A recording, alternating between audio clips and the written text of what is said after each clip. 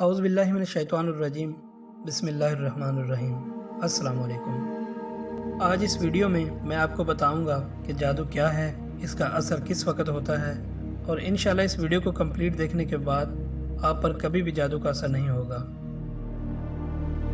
جادو کو عربی میں سحر کہتے ہیں۔ سحر کا مطلب ہے چھپی ہوئی چیز، اسی لیے رمضان میں سحری کو سحری اس لیے کہا جاتا ہے کیونکہ وہ تاریکی میں چھپی ہوئی ہوتی ہے، اس لیے سحر یعنی جادو کا سبب بھی چھپا ہوا ہوتا ہے۔ جادو کفر ہے اور اس کے کرنے والا کافر ہو جاتا ہے، اسی لیے جادوگر کو قتل کرنا واجب ہے۔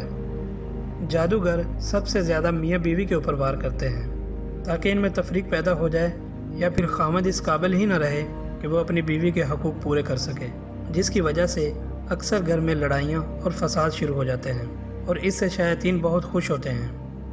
جادو کے اثرات سب سے زیادہ ہم پر اس وقت ہوتے ہیں جب ہم پر نماز معاف ہو رہی ہوتی ہے، یعنی جب ہم ناپاکی کی حالت میں ہوتے ہیں، کیونکہ اس وقت رحمت کے فرشتے ہم سے دور ہو جاتے ہیں اور شیاطین کی طاقت اور بڑھ جاتی ہے۔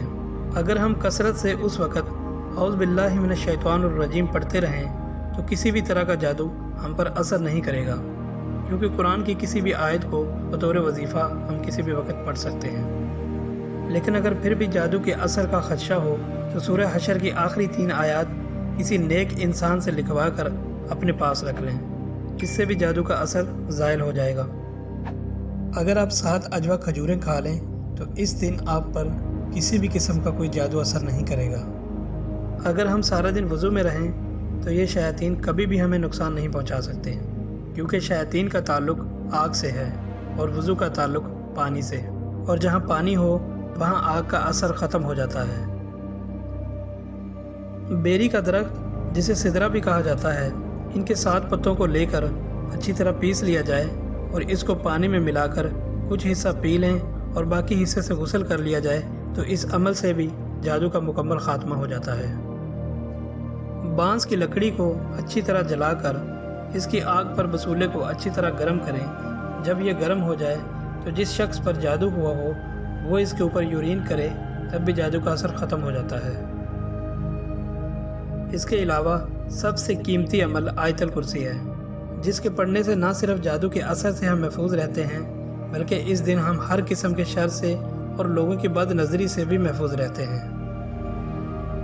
دوستو، جادو کچھ بھی نہیں ہے اور نہ ہی جادوگر طاقتور ہوتے ہیں۔ ہمارا اس بات پر ایمان ہونا چاہیے، کوئی بھی چیز اللہ تعالیٰ کے حکم کے بغیر نہ تو ہمیں نقصان دے سکتی ہے اور نہ ہی ہمیں کوئی نفع پہنچا سکتی ہے، کیونکہ یہ سب کچھ بِإِذْنِ اللہ یعنی اللہ کے حکم سے ہوتا ہے۔ اب یہاں بِإِذْنِ اللہ کے بھی 2 معنی ہیں، ایک اذن تکوینی ہے اور دوسرا اذن شرعی ہے۔ اب جادو میں اثر ہے لیکن یہ اذن تکوینی ہے۔ اذن تکوینی کا مطلب یہ ہے اللہ تعالیٰ نے ایک چیز پیدا کی اور اس کے اندر اس کا اثر پیدا کر دیا۔ مثال کے طور پر چھری اذن تکوینی ہے اور اس میں کاٹنے کا اثر پیدا کر دیا۔